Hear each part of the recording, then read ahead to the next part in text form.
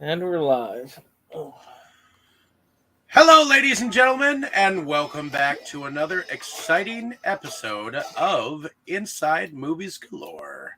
I am one of your hosts, but today we are going to take a vacation at a very well-known place. Oh, wait, Jake, why don't you tell us a little bit about your next movie that you had us watch, so that you can let the rest of the audience know exactly where they're staying for the weekend. Okay, I can certainly do that. We will be traveling back to 2014 to a little East European country called Zubroka, to the once renowned and now kind of left in the past the place known as the Grand Budapest Hotel. This is the 2014 film by Wes Anderson, which features a pretty stellar cast. We definitely, between the two films tonight, and there were three overlaps. Of course, our theme tonight is underrated comedic performances by Ray Fiennes. But we also have Tilda Swinton and Fisher Stevens in both films. So there was a little bit of overlap there. Basically, IMDb description is a writer encounters the owner of an aging high-class hotel who tells him of his early years serving as a lobby boy in the hotel's glorious years under an exceptional concierge. So let's go ahead and have each one in turn give us their thoughts on these film. And I think I will start to my left and move around that way. Brandon, is this your first encounter with this film, and what are your thoughts on? Definitely not my first time watching this. I watched this. Well, I think I watched it the same time as you did the first time. I know that I saw it in theaters. Actually, yeah, it was you, me, Kim, and I think Debbie that saw it at Cinebistro. That sounds about right. And it was, of course, I was familiar with Wes Anderson at the time. I had seen pretty much all of his films. I've seen all of his films except for The French Dispatch, which, well, you know, that's need to see that one. That's fairly new as a release, and I'm debating whether to get it or wait. But I had definitely wanted to see it. I mean, like I say, I really like those types of films, so it's just in general fun. And I also love films that take a setting like this, because the hotel, I mean, I love how old high-class hotels like that. There's something cool about that and a little bit eerie at the same time.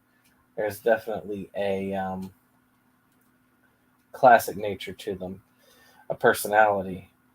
And this is much the same. So adding that plus the quirkiness of, well, Wes Anderson, to me, this was an excellent watch. I really enjoyed watching it again. Kim also likes this film. We both had a great time. All right, very good. How about you, Dave? Is this your first watch, and what are your thoughts on this one?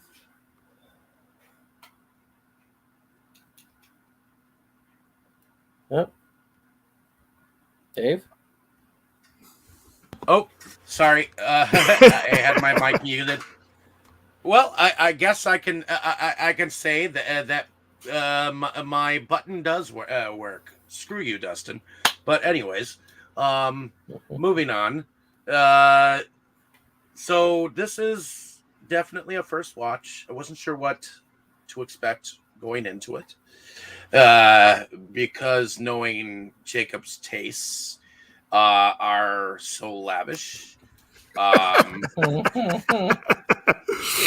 So,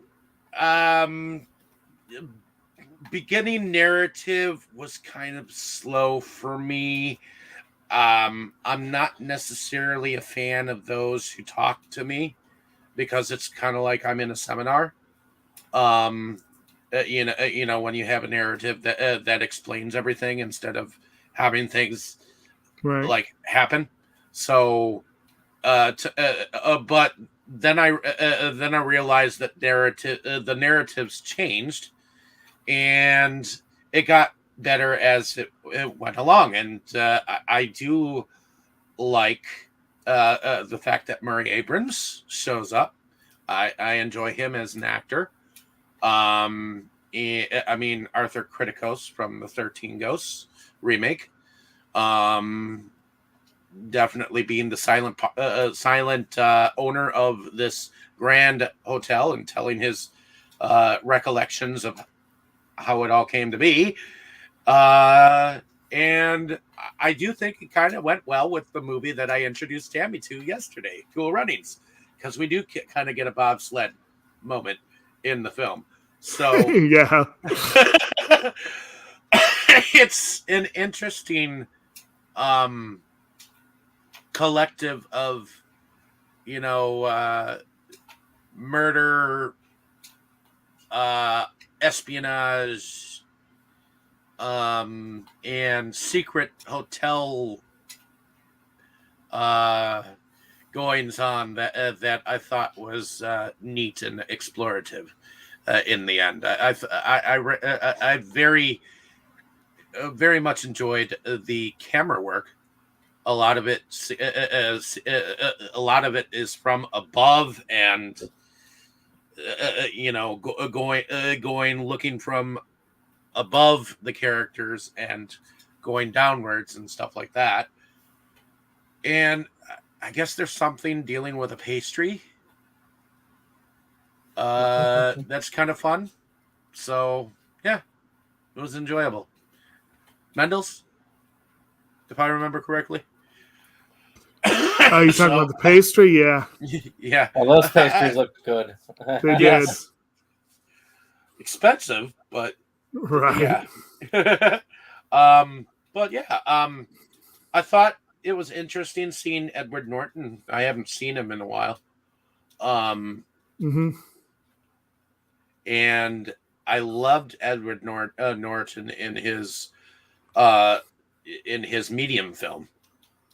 And I know that he played in Red Dragon, and I know he's difficult to work with, from what I understand. He's kind of like known to be kind of like Klaus Kinski in retrospect. Although Klaus Kinski was much more matter. Right. But yeah, it was enjoyable. I think I will actually be going out and getting this film, or at least picking it up to have in my collection. And I do believe we have covered another Wes Anderson film on here. I believe it was the Fantastic Mr. Fox. Indeed. So I'm not immune to his work.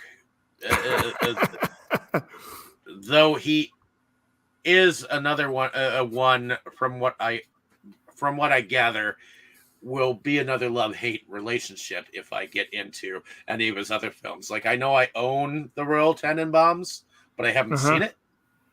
So and I know I do need to pick up some of his other films, like Moonrise Kingdom, I think is another one. Mm-hmm. Rattlebocket is another one, I think. Bottlebucket, yeah. Bottlebucket, yeah. So yeah. I know the titles that are in his curriculum of films, but I have not entirely seen his catalog yet. So okay. I will give his work a shot. So just to let you know on the two films that I have, and I did recognize some film work from that he used in Fantastic Mr. Fox as an animation. You can definitely tell he knows how to use fast filmmaking. Right. You know, it's interesting. Mr. Fox, Fantastic Mr. Fox, and Owl of Dogs, his two animated films, are his only films where the cinematographer is not Robert D. Yeoman. And, you know, they still do have kind of a similar visual vibe to them. But Brandon was talking earlier about certain directors that you watch their films and you instantly know whose film you're watching. And you can get that with dialogue from Wes Anderson, but you also definitely get that from the cinematography and the production design. His films look like beautiful paintings most of the time. That's the way they're shot. It's very distinctive the way he does things, and some people love it, some people hate it. A lot of people are kind of mixed, but just but mostly we're positive on this particular one. But let's find out if that holds true for this gathering. Tammy, is this your first look at this one, and what are your thoughts? Yes, it was my first time, and I understand what you're saying about the filmmaking. I thought it was really neat to see all the different rooms and to see how big this place was, and later on when you see the one lady's house, and you know, and each room, and to see all the specific, it was neat just to see everything. You didn't just see this one little room and this just this or this. You see everything, and it brings out the time period of this hotel too, because you get to see everything. You're not just stuck with, okay, they're in this room, that's it, okay. So I really liked that part of it, being able to see. I like old buildings and castles and things. So that was something I liked about it, being able to see everything.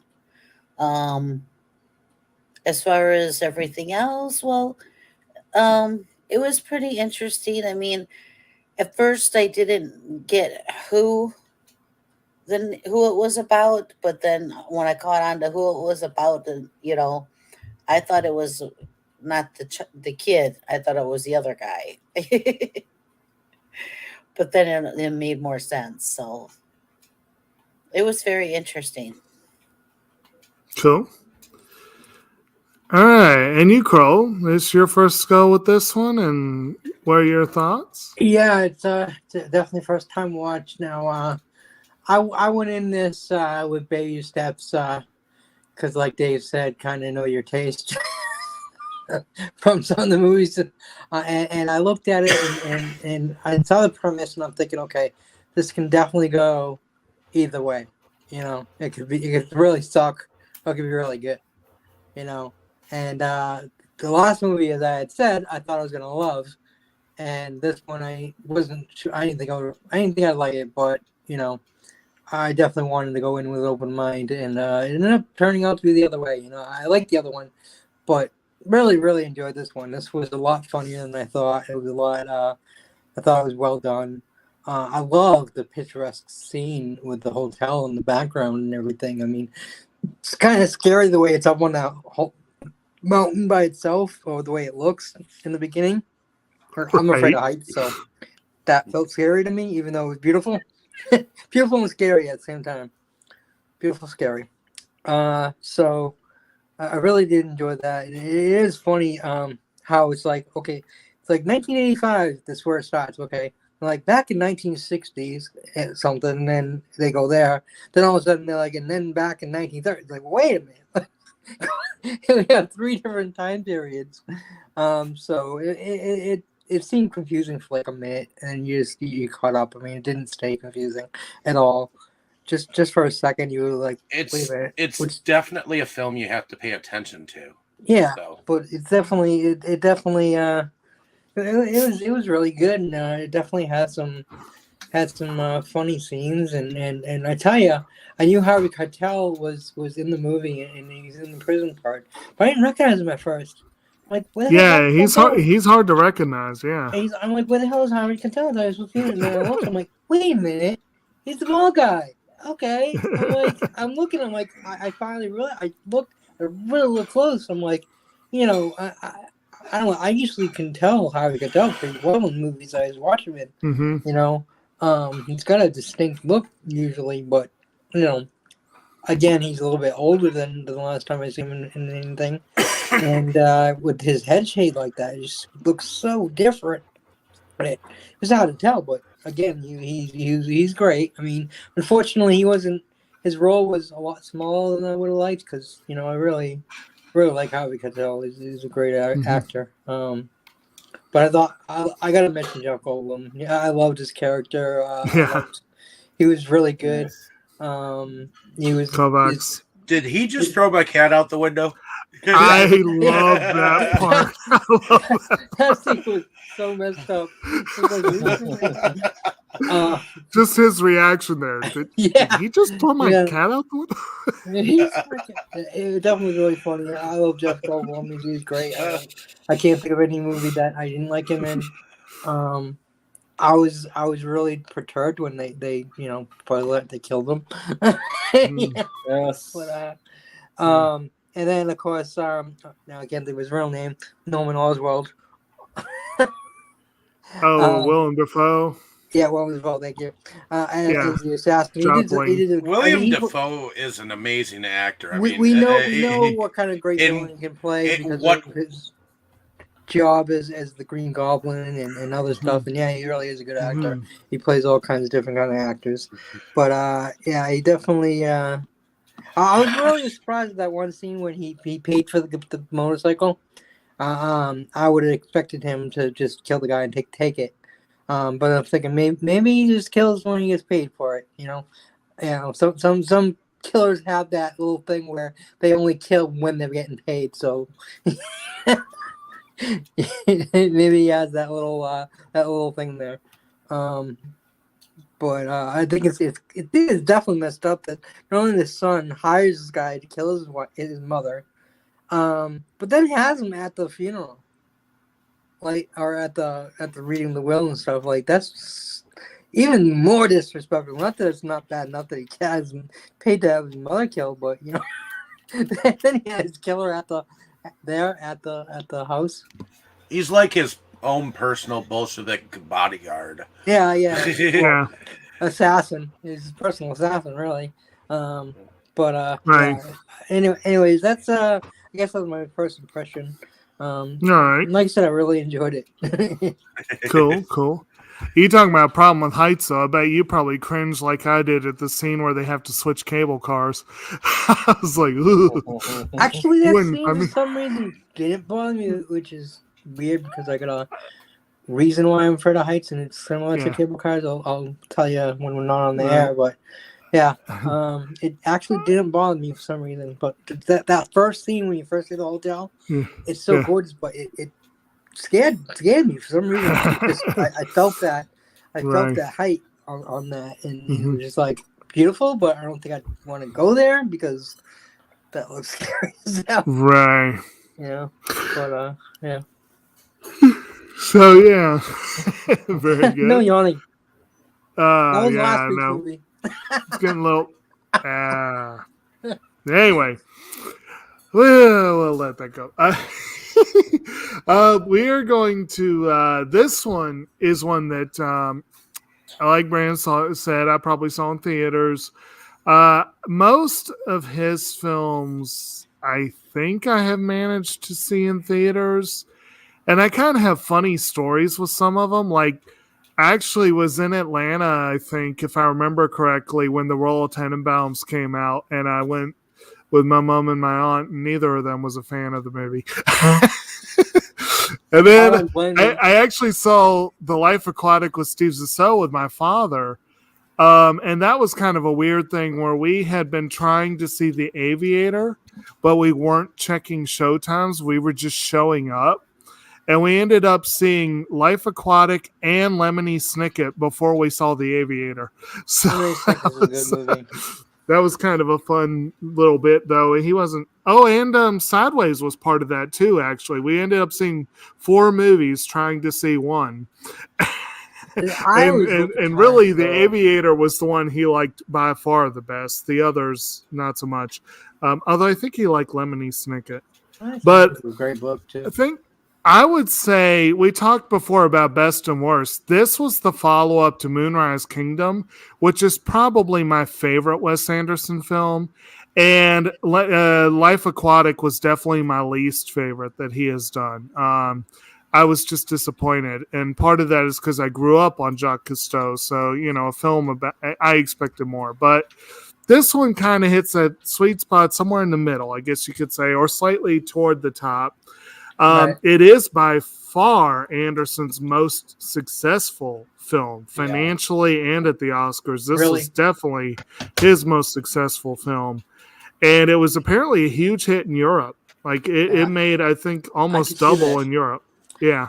I never heard of it until you mentioned it. So, and it being, not really that older of a film, I was already disabled and home, so it's surprising that I didn't hear of it, because like when I was working I didn't hear shit. I was super busy working, but I was home and I had never heard of it or seen the scenes or anything, so I knew nothing about it. Definitely it sounds like it's a movie that would have been made a long time ago, like in the 60s. It sounds like a 60s movie for some reason to me. I don't know, it just does. It's nothing. I don't think. I'm not so sure the Anderson sensibility would have gotten very far in the 60s. The movie was definitely not like that when you see it. But I'm saying the title felt like it was older, like a 60s type movie, 50s, 60s movie. But in a sense, it is kind of a throwback film in a lot of ways. I mean, it's a film. It's a film. It does go briefly into the 60s, but it mostly it's I was in the 30s and the 80s. So it's a very much a film about nostalgia. I mean, there's some debate over what it's really about, but I personally think it's a film about nostalgia, and a lot of his films much have a guy's narrating, and he's telling his personal story, and his personal touch. So definitely. He's very nostalgic for the guy, his love, his he didn't even talk about her until the end because it was, besides putting her in the story, but he didn't put too much about her because it hurt him to even think about it. I thought she might have been one of the victims, that got killed, and when she wasn't killed, I was like, I thought she died, and then then he mentions what happened, how she died. I was like, oh. That's freaking horrible, him and her and his infant son, just okay. So we haven't even gotten to the film yet, so let's not skip too far ahead. We haven't even haven't even gotten that far. But, so okay, So basically, again, as far as my concern with this one, it is one that I very, very much enjoyed the first time around. I was surprised that this was Anderson's potential big Oscar moment, which in the end, it really wasn't. It ended up getting a few awards, but I don't think he won any of them. I would need to double check that, but I don't think he did. But it did win 4. For costume design, makeup, music for Alexander Desplat, who does wonderful music, and production design. Anderson was a triple nominee for this one and didn't get any wins. It also did not. Yeah. But personally, I thought he should have gotten an Oscar for writing Moonrise Kingdom and, probably a couple others. But but again, I thought this film should have gotten more love for the acting, and I was very, very impressed by Ray Fiennes as M. Gustave, our main character. But we've also touched on a couple of the others. Jeff Goldblum is a living legend, and most of the stuff he's in is amusing or well done. Same thing with Defoe. Saoirse Ronan is wonderful as Agatha. This is actually her first Irish accent, even though she's born and bred Irish. This is apparently her first role where she get to speak with an Irish accent, which is kind of pretty cool. Of course, Ed Norton. And I think Dave was one that brought up Ed Norton's reputation. He's got a bad reputation. He has a reputation, but the thing is, he has people he clicks with. Right. And he has done multiple Wes Anderson films, and typically you get the impression that he is just having a blast on those films. Yeah, so and he clicks with him, and right. And a lot of Anderson's regulars are in this film. You've got Adrian Brody, Jeff Goldblum, Bill Murray, Edward Norton, Jason Schwartzman, Owen Wilson, Tilda Swinton. A lot of these people are frequent collaborators with him. Yeah, that's another thing. Bill Murray and Owen Wilson. Those are two more that I love too. And they Bill Murray was definitely a phoned-in role. They both had really small roles. He didn't have much to do. I wouldn't say it was phoned in. It just he didn't have much to do. They definitely half-assed it. I think he just did what he was expecting. They definitely could have had anyone in the scenes, and it probably would have been the same. It was just cool. I guess it was a cool nod to see Bill Murray like I said, Murray is in most of Anderson's films, and they're apparently pretty good friends. And it's kind of one of those things where he had a minute. It's kind of one of those things where it's like he calls him up, "Hey, you want to be in a movie?" Yeah, sure. Sort of thing. Yeah. And he didn't really have a big role as well. But of course, one of the interesting cast is Tony Revolori, who was an unknown when this film came out, and they were looking for an unknown to play the young Zero. I guess so that he I know him from somewhere. Where do I know him from? Well, he has gone on to bigger and better things. Like in the wake of this, he did Dope, and he's done a few other films. But more recently, most people probably know him as Flash Thompson in the Spider-Man films that Sony's been doing. That's probably where I recognize him. Yes, that is probably that was such a bad role for him. It's not a great role for him, I think, but he is Flash great here. Thompson looked nothing like that. It was absolutely not even a character like that. They totally changed. Well, that can be a whole discussion there, but totally we're not talking about Spider-Man tonight. We won't go there. Brandon, were you trying to say something? We won't go there, but I can't remember.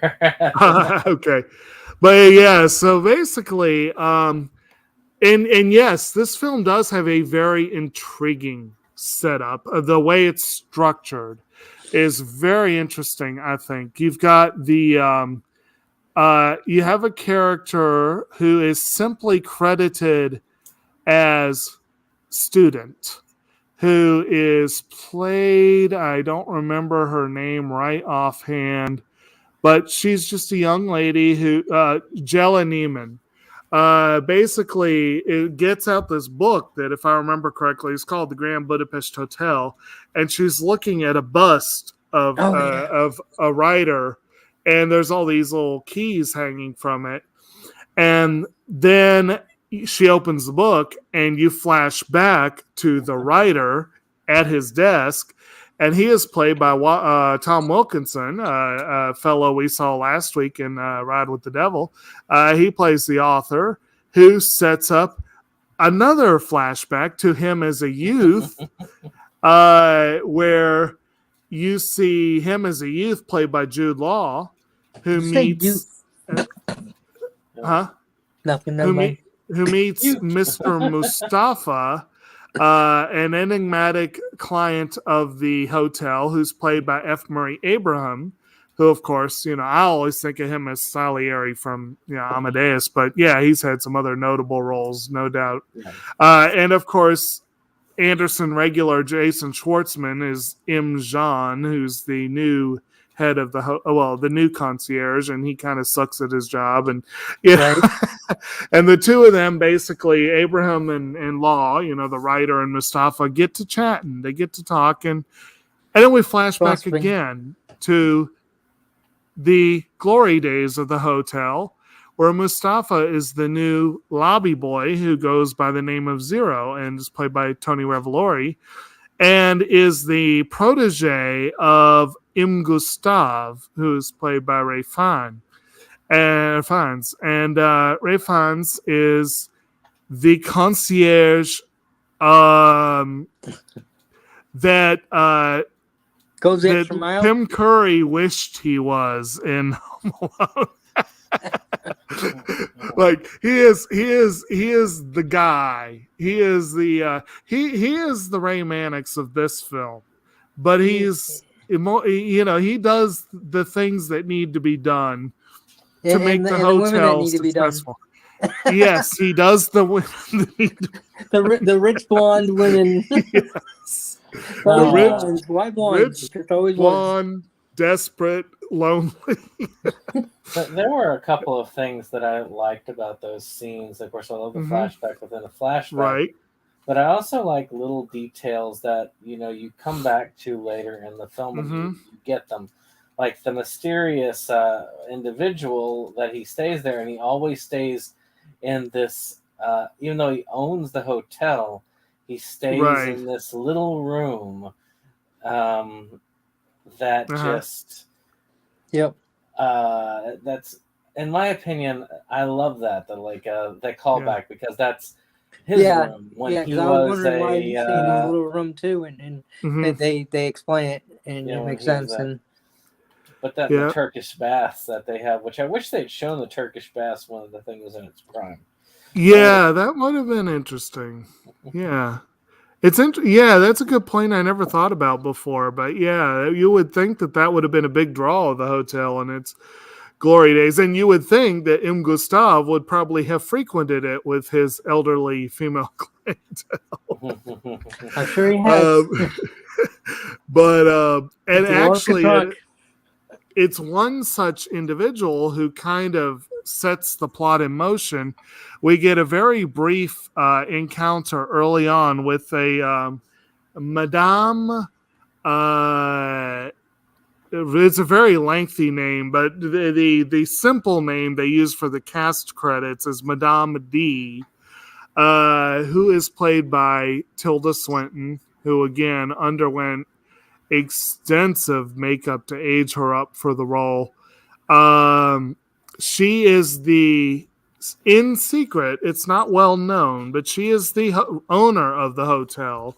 She is also one of his most devoted clients, if you will, one of his most devoted guests. And she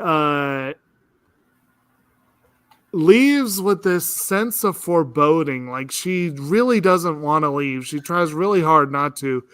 And sure enough, he never sees her alive again. She dies very shortly after. She dies very shortly after. And he is summoned along with Zero in tow to her mansion, which is it's a mansion. It's a big old place. And there they encounter the family. Let's get the train scene. The train. Yeah, they're on the train, and then they stop and like, why are you stopping over here? Yeah, right. You're that's right. One of those that's important because it does reflect it's fortunate. They do. They have a couple. Yeah, it helps show the passage of time a little bit, but also the political undercurrents of the area. They stop at the train, and Gustav has all his papers in order, but Zero just has an immigrant's pass, and they're about to get in some trouble. And Gustav's actually willing to go toe-to-toe with the soldier over this. Oh, yeah. But then an officer, Henkel, comes in, and this is Edward Norton making his appearance, and he knows Gustav from way back, and he's like, oh, no, leave them alone. And I don't know if anyone else got a vibe of this, but given our recent films, I kind of was thinking about the scene in The Great Dictator where the officer had been the one that the barber had saved, and so there's kind of a little bit of a vibe, and I wonder if that was an intentional callback, honestly, but Not it was, sure, but they portray border police, which now I actually have been to Budapest, and going into the border of Budapest, I guarantee you they are not as official as these guys were, because these guys were drunk as fuck, and they came in and grabbed our passes, went away for like 2 hours, and then came back and said, "Okay, we're good." So, that is the extent of to me. They have nothing better to do but than to fuck with tourists. So that's probably very true, and I have the feeling that like that one group probably would have been willing to do the exact same thing.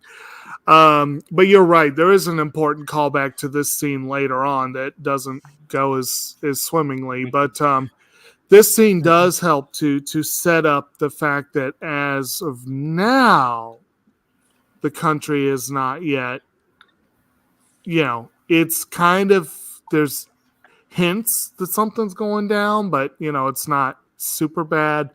But also it helps, like I said, it introduces us to Henkels and gives us a little bit of insight into the budding relationship between Gustav and Zero. At this point, they're little more than trainer and protege, but as the movie goes on, they become very close friends, which is very, very fun to watch. And of course, they get to the mansion, and he has this he gets to see, say his goodbyes. I think that thumbnail I put up was actually like from that scene. And they realize that Deputy Kovacs, who does the books for the hotel, is actually the executor of this woman's estate. Again, our Jeff Goldblum character. And you also meet her obviously evil because he has the mustache son, Dimitri, who's played by Adrian Brody, dresses all in black, and he has the villain. He's the villain. Right off the bat, he's the villain. and then Willem Dafoe's Jopling, same thing. He's got like almost looks like fangs in his mouth, like the way his teeth. It looks like he's lost. I did not notice that teeth. How would anyone describe it? It almost looks like maybe his bottom teeth were punched out or something. The way he was dressed, it reminded me of the Hessian in Sleepy Hollow. Yes, especially with the weird teeth. But yeah, he's dressed in a black trench coat. He has metal on his fingers. And Willem Dafoe just naturally looks like he could mess you up 5 ways from Sunday if he wanted to. Yeah, he does. He does have that look. And then you've got, the sisters who they're neither here nor there. They're just kind of there. But then, you've got the old lady had one hell of a mess. Will, I mean, it's a disaster. And Kovacs is looking at it going like, okay, we're going to have to go over this and be sure, but this is the way we think it reads. It's like, and obviously Dimitri is not happy with the way, but he's really not happy because Gustav has been willed a particular painting, Boy with Apple, which is apparently some priceless work of art, and he personally is very pleased to receive it. But Dimitri is just offended, is just appalled that anything would be left to this man, let alone this priceless work of art. And so it kind of starts this, him basically it sets the plot in motion where using Jopling to do his dirty work. He manages essentially to frame Gustav for the murder and get him sent off to prison. Before you talk about that, right? The scene in the back where he's like you always do this to all these women, and he's like, I bet you fucked them too, and then he says something about his mother, and so he punches them, and then it leads to a few people punching a few people, and it's a pretty funny scene. The ones where they all just like punch each other. Yeah, everyone's just punching each other, and Zero punching someone, and it's pretty funny. I just wanted to mention that because I enjoyed that scene. Right, that was pretty interesting and amusing there. Yeah, I fucked your mother. And he really did. So, right. It's like. And I think somewhere in here is where we're introduced to Agatha, who, he, as you said, Zero says he don't want to talk about her, but he does introduce her early on. Yeah. And she's played by Saoirse Ronan, and she's got this birthmark shaped like Mexico on her cheek, which is very unusual and somewhat unfortunate birthmark. But she works at the bakery, Still a pretty woman. Still a pretty woman, even with the birthmark. Oh yeah, no doubt, she is an attractive woman. But they play her as this really kind of sweet, good-hearted. She and Zero do make a really fun little couple. And then you've got you also have a servant working for Madame D, who is known to Gustav, who goes by the name of Serge X, who's played by Mathieu Amalric. And the butler. Was he a butler? Yeah, that's what they said. He said he was a butler. I don't recall him saying his exact role, but he could have been. He definitely, though, he tries to get Gustav. He tries to get a message to Gustav, and this eventually they kind of connect. But at this point, he's more like looking afraid and kind of like you don't really know whose side he's on. And then you basically have I'm gonna be honest, like, and when it comes to like the actual progression of the plot, it kind of muddles a little bit for me. So I'm not going to try to do a point by point. But if anyone, like the train scene, if I skip a scene that you feel like we need to hit, feel free. Don't worry, I mean, between the scene where he gets sent to jail, right? Of course, you do see that scene where he goes into the museum to take a look at the to basically investigate, and finds out, of course. There's a lot more to it than meets the eye, which we later find, of course, Boy with Apple has a lot more to it, and there's a lot more reason for Boy with Apple to be and wanted. They of course go ahead and lift the painting while they're there. He's like, well, she gave it to me, I'll just take it. It's really and then he just randomly finds a painting sitting nearby and sets it up, and it's just this horrid painting. Oh, that's how that painting got there? And then, I love later you get that callback to that scene is later where Dimitri... Dimitri just out of nowhere just looks up there and goes, where'd that painting come from? Yeah. I thought they just put it up the way they were acting. I thought they did. I somehow missed that part when he put it up there. So that's a funny callback I had missed. He put it up there so they wouldn't notice the painting was missing, and it worked.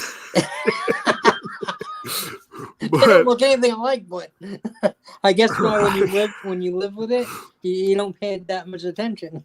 Right. And it's interesting, though, that they, as much fuss as they were making over that painting, that, they didn't even look for it. They didn't even say, wait a minute, where is that painting? They didn't even realize it was missing. Right. They already had it. And I love how the butler just wraps it up. Right. They wrap it up. Okay. Yeah. Right. And you mentioned Harvey Keitel showing up in the jail scenes. He does do that. You've got this whole Yes. thing where Gustav is doing a fine job of making his way through the jail. He's actually got, he goes around delivering food for people, and there's this one particular group he seems to hang out with, and he gets cakes from the bakery for them to share, and I believe that was where Keitel was. I admit I didn't spot him this time because I'd forgotten that's where he was. Well, yeah, he's the leader, the bald guy that leads the little gang. Ludwig. They call it a gang. Yeah. I don't really call them a gang. They were just kind of a bunch of old guys that were in prison that wanted to get out. I believe it was Ludwig, Pinky, Wolf, and Gunther. I think were the ones in that scene. So you've also got Florian Lucas, Karl Markovic, and Volker Michalski. And then they eventually get it in their minds that it's time for a prison break. Yeah, well, they were already planning for it. They had everything planned except for tools to actually do the digging and stuff. And they get Agatha to do that. And when they tell Gustav, he gets Agatha to do it, and that she's a brave girl. I love how you show that the police are like smashing the bread, putting a knife through the bread and everything, and they open up this cake and they look at it. It's so gorgeous. They just pass it. They don't even bother looking because it's so well done. They didn't want to screw it up. It was so work of art. Right. It really was a work of art. It was genius because it was. I mean, the police should have checked it, but because it was so beautiful, they didn't want to disturb it. And well, that's how they got away with it. So, I really enjoyed how they did that. And of course, at this point, Zero and Agatha have been very tight, and he's able to. He acts kind of as the go-between, getting between Gustav and the real world, if you will, the rest of the world. Yep. And they also get in touch as they're escaping. I want to say they get in touch with a group known as the. I want to say it's the. Oh, the key people. Yeah, the cross key. The brother. Well, is it the cross key. One scene that I thought was really funny. Well, the first they're going down. Yeah. And the guy's like, "How do you guys get out there?" And he's like, "Guards!" And you see the guy behind him just cuts his throat and kills him. And they're like, "Thanks, you're an upstanding guy." And guys just because the other one was just gonna rat them out. He didn't want to see that. But then the funny scene after they get through, they get to the laundry, they open up the sewer, they're about to go down. There's already people down there. They're like, "We're full," which I don't get because they all could have escaped. It's not like they were staying there. But so we get the scene where one jumps down and kills them all, except for the last one kills him too. So I guess they'll call that even. That was a funny scene. I just wanted to mention that before we moved on. Go ahead. I'm wanting to say is it the Brotherhood of the Cross Keys? That doesn't sound right. No, it's not the Brotherhood. What was the first word you said before? I don't remember what I said, but anyway, I can't remember that because I always thought it was really cool. Yeah, it really was, and then it was fun. Definitely a big part of the plot. Right, but that's where we see our random appearances of Bill Murray, Fisher Stevens, and Bob Balaban, amongst others. Owen Wilson. No, Owen Wilson was. Yeah, he's in the scene. No, he showed up later. He was the concierge in the absence of. I'm pretty sure he the Society of the Cross Keys. There we go. That's it. I'm pretty sure he was in that scene, though. I could be wrong, but they briefly showed every single one of them. Yeah. He may have been in that. Yeah, he may have been in that. It was kind of funny where they're calling everyone, and one guy's trying to bring a woman back to giving CPR. He's like, "Take over," and no matter what they're doing, they stop what they're doing immediately, and they go to take care of the business. It's pretty funny. It's all It these was concierges at all these other hotels all over, and they're all. well. It was funny because they all had their sidekick. So every Yep. time they Mhm. got, They every all time have the their deal. sidekick came and told him something, okay, you take over, and then Yep. you'd see the next one. His Yeah. sidekick would tell him, okay, you take over. Yeah. Mhm. Every single one of them. It was pretty funny. They all stopped what they Right. were doing. They all told the other one to take over what they were doing, no matter what they were doing. One particular line I wanted to mention that amused me. There was some really good dialogue here and there, but Yeah. like the scene where they're sitting down and getting ready to enjoy that cake, like before they really go into the whole escape part of it. But they're sitting down, they're all getting ready to enjoy the cake, and Gustav looks around. Who's got the throat slitter? Who's got the what? Yes. The throat slitter. Yeah, I thought that was hilarious. Actually, when they were doing that, just in Right. general, like it's an everyday thing. Like pass the knife. Right. Pass the Well, food. especially given that a friend of ours has a penchant for cutting cakes with a sword, that just was even funnier for me. It was, Yes, Schneider. yes, Kuchenschneider. Yes. Well, isn't that what swords are for? Cutting cake. Yeah, didn't you know that? But But I'd like to cut cake if I was going to cut cake. another funny. Okay, so here's one random bit of dialogue while they're trying to escape. Gustav and Zero. Yeah. How's our darling Agatha? 'Twas first light when I saw her face upon the heath, and hence did I return day by day, entranced, though vinegar did brine my heart. Never. Very good. I'm going to stop you there because the alarm has sounded. But remember where we left off, because I insist you finish later.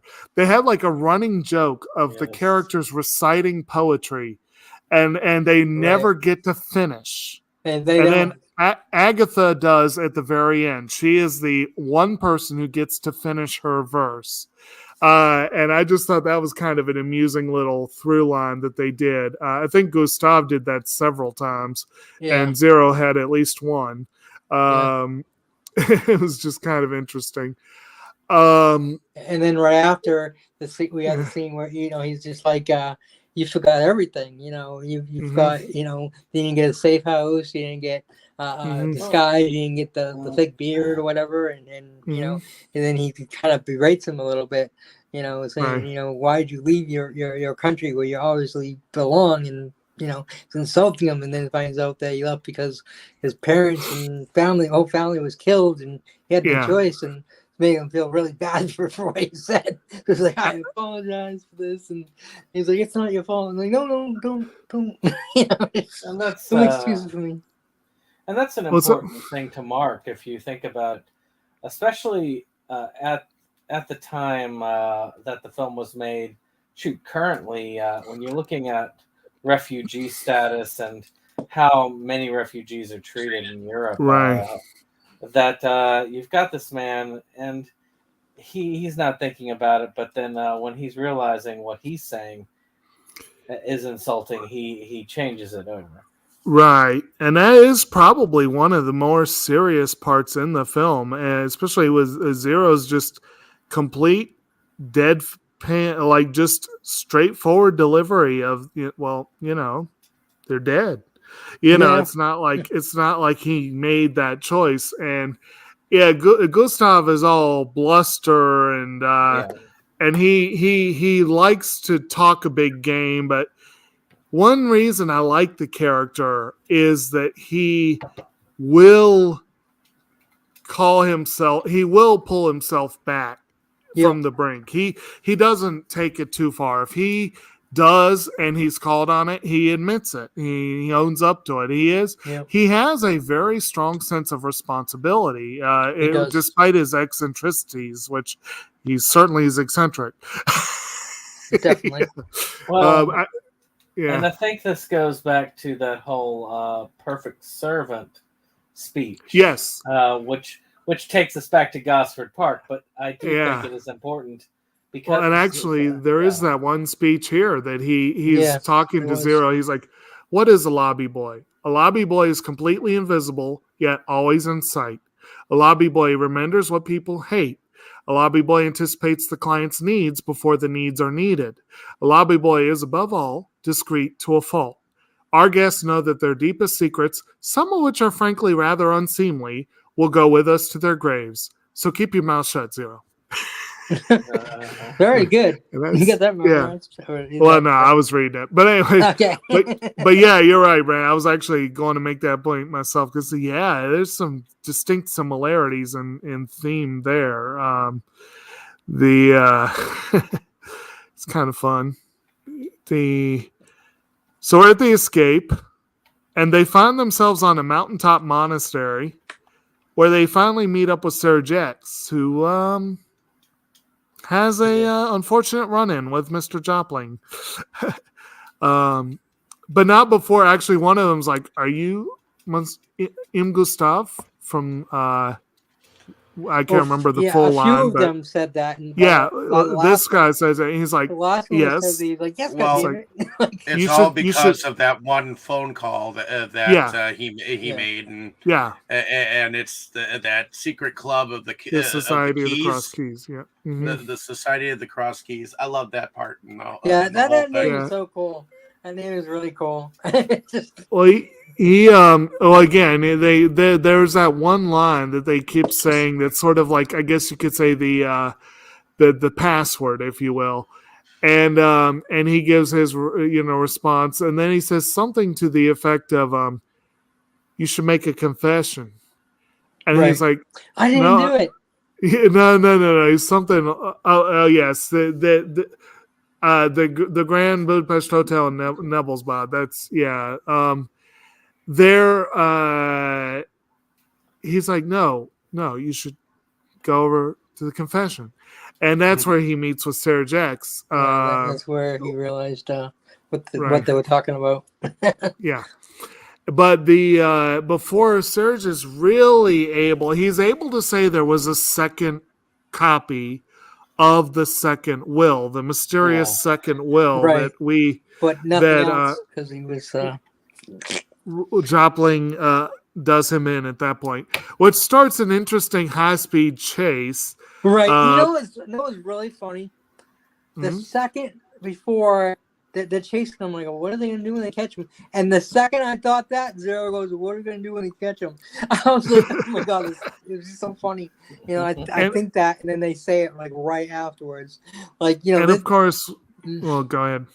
They're not, obviously they're not assassins or even, I don't think they really know how to fight that much or whatever. They don't allude to that much, except for he stands up for people, Gustav. But other than that, I don't think he's really that much of a fighter. And this guy's a trained killer, so what are you guys gonna do? And actually, at this point, I believe you guys can correct me if you're thinking differently, but I'm almost certain this scene follows the offing of Deputy Kovacs. And so we have seen that Jopling is a brutal individual. What he does, and he chopped his fingers off. And I gotta love those. It's not brass knuckles, but you know what I mean. The rings.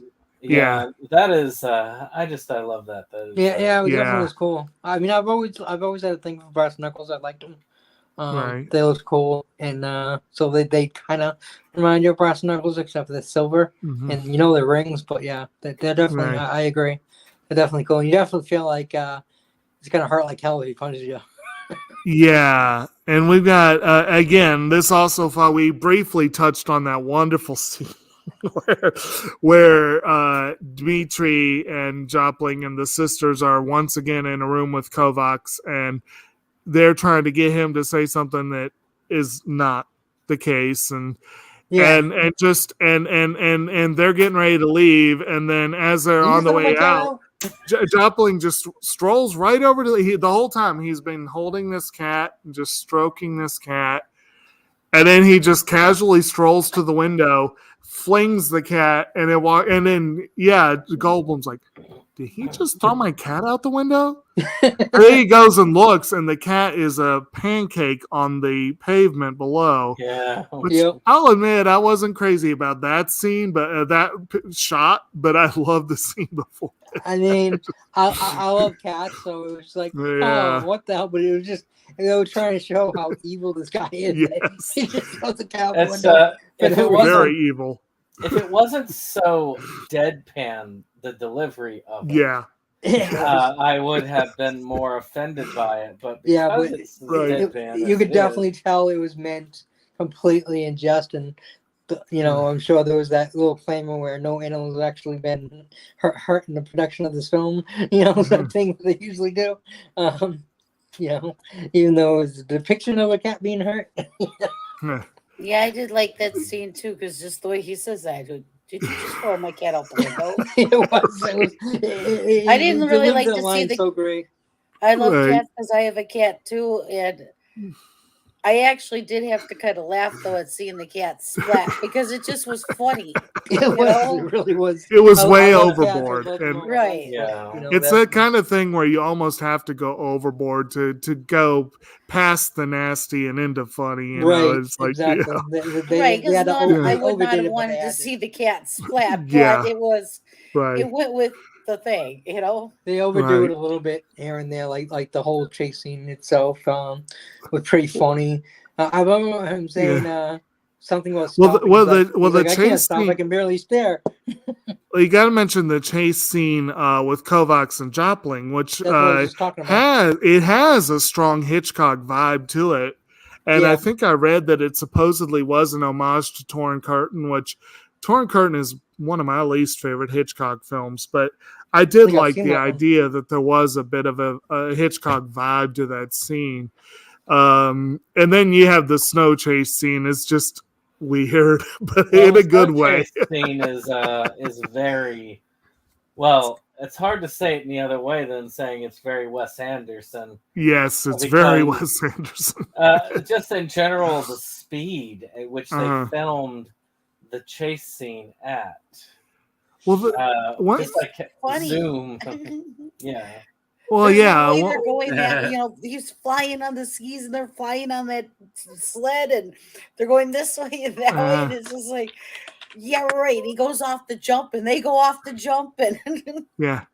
A couple things that are regular features of his films that I'm going to try not to go too headlong into production yet, but two things that are hallmarks of his movies are in full display on that scene.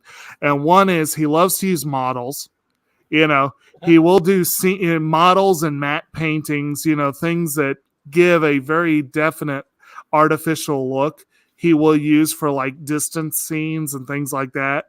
And he loves dead on, straight ahead camera work where it's like perfectly framed. You're looking straight at the character, and you definitely had some of the like perpendicular lines. You definitely had some of that going on in that scene too. And it definitely makes it a very interesting chase scene. It's not like most chase scenes you'll see, which is kind of fun. My first thought at that scene was the Monty Python scene. It's only a model. As soon as I yes. as soon as I saw the what was it, the Grand Budapest Hotel itself, that was my first thought. Yeah. with the way that weird looking train trolley, whatever it is, that goes up the hill, and then in the part with the cable cars was another part like that, where it just really felt like like a model going on with the monastery or whatever it was on top of the hill there. You had definite moments like that scattered throughout, no question about it. And so they get back and find things are a little different. Like I said, you've got Owen Wilson behind the desk is M. Chuck. But you've also got all these army forces moving in with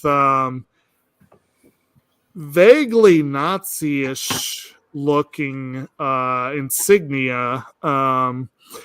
And actually, one thing I read, which I fully believe, although I can't swear to it that I would have pulled this from memory, was that parts of this scene were directly intended to evoke Triumph of the Will. I could definitely see that as being something Anderson would have been going for. This hotel is kind of overrun with these soldiers, which is another hint of the impending conflicts. And they're trying to get the painting into a safe place and what have you. I know I'm skipping a couple bits here, but we have a very interesting gunfight that ends up going on in this scene where you had Dimitri finding them and chasing them, and they get up on one of the upper level floors, and he starts firing, and then all these. He was actually chasing the girl, and then right. He was chasing. Then he saw them, and that's when he pulled out his gun to shoot them. And he was a pretty good shot. He almost got them right away. Like, yeah, you're right. I'm sorry, I forgot. Yes, they used the bakery as a front to get back, and she went in to deliver cakes and get the painting in there, and then. What triggered them going in? I'm trying to remember. They were watching. They saw the guy going in, and they saw. No, I'm sorry. They were in the car. They saw Dimitri's car pull up and go inside. Yeah. So they're like, "We got to go in there because Dimitri." Now, the weird thing about it is okay. Little slightly plot hole is okay. So he sees this girl who he doesn't know. He doesn't know Agatha at all, right? She's carrying a painting. Like, all of a sudden, he just assumes it's his painting and then chases her and stuff. Like, you know. It says Wes Anderson. I wouldn't put it too... Yeah, I get it. I mean, I overlooked it because I liked to do Well, I believe this was after their discovery that the painting was missing. And right, but still, I mean, some girl has a painting, he automatically assumes it's his painting. It could have been anything, you know. It could have been anything, but also he's that kind of person where it's all about him. Right. So I could almost see him making that leap just because it's all about him. You're right that it might be a bit of a plot hole, but I think that if you look at it that way, he probably would assume that anyone in that hotel who had something roughly the size and shape of his missing painting is probably going to have his missing painting. But whatever the case, like I said, he starts firing, and then all these other soldiers come out of their rooms and just start firing. Right. And no one seems able to hit anything. Yeah, no one even knows what they're shooting at. Just everyone's they must be. They must have all been recruits from the Stormtrooper school. I mean, they're just no one's hitting anything. And Edward Norton's character comes out, and he's like, "All right, what's going on here?" Right. What's all this ruckus? And the bad guys like, it's them, who killed the mother, and they're like, no, it's him who framed us and had him murdered, and he's like, everyone's under arrest, and nobody moved, and then of course Zero sees his girl Agatha out the window and hanging and stuff, and so he decides to rescue her by somehow getting out going and falling onto the same thing as her. Yeah, but they end up falling into the cake truck below. Yeah. But this, I believe, is where they discover the location of the second copy of the second. She saw that. She said there's a document in the back of the painting because he had ripped part of the painting when they were in the elevator to see if it really was his painting, and the envelope was shown a little bit. I don't think he saw the envelope. I think it might have been in the back, and he didn't see it, and then it pulled forward, whatever. So we got to see it. So because he saw it, he definitely would have grabbed it, and that would have been that. But So yeah, so they find the will, and it's turns out the old lady was a very big fan of M. Gustav. Yep. And, In her left him- dying years, and left him everything, including the Yep. estate and the Yep. factories and the hotel everything. and Yeah. everything. Yep. But then we have our unfortunate coda of a train ride where this group of soldiers is a little more hard-nosed than the first group. And Yep. we come to find out that M. Gustav apparently didn't make it. I think I got the impression that was it. Yeah, he was- threatened yeah. them. Like he Yeah. told him, if you harm one hair on his head, I'll make sure tomorrow Right. you'll be imprisoned and blah blah blah, Mhm. all this stuff. And they just smacked Yeah. Zero with the back of the gun, and they grab him, and they Right. skip scene, and then they tell him that he was executed by them. They Yeah. killed him for his outburst. Yeah. So he died a hero, saving Zero, or trying to save Zero. I mean, I guess they did. I mean, I don't even know if he was even arrested. I guess they didn't bother. They just took it out on Gustav. And meanwhile, he left everything to Zero. Yeah. Who we had learned early on had gotten his fortune in what might strike most people, and apparently did strike the author, as a stroke of good fortune. Of course, now the author knows it. Maybe that's not quite the word for it, but he got everything. And, Well, he did, but he traded everything. They said something about him trading everything else just for the hotel. And even though the hotel ended up being dying, not sure Mhm. why he had to do that, but they did say that he did mention that he traded everything for the hotel. And then that's when the writer's like, you did it for nostalgia for Gustav. It might have been to try to keep the hotel running, because maybe they did make the point. They did make the point that the war essentially crippled the hotel in terms of its glory days. He said he didn't keep it for Gustav. Yeah. He kept it for for Agatha. For because Agatha. They were once happy there. Right. Before Mhm. she passed on with their unborn child. No. I don't think they said unborn. I think they said infant, but newborn. they're young child. It Yeah, might have and been, no, it wasn't child. They must. It was definitely born there. It was newborn. If it wasn't unborn. that was probably one of the parts I found the most disappointing was that bit. Sad. Yeah. Sad. Yeah, sad. Moment, yeah. Now, Very of sad course, moment. they film earlier. One scene that we kind of went past earlier. I loved with his the film- interview. Oh yeah. Yeah? That was good. The what?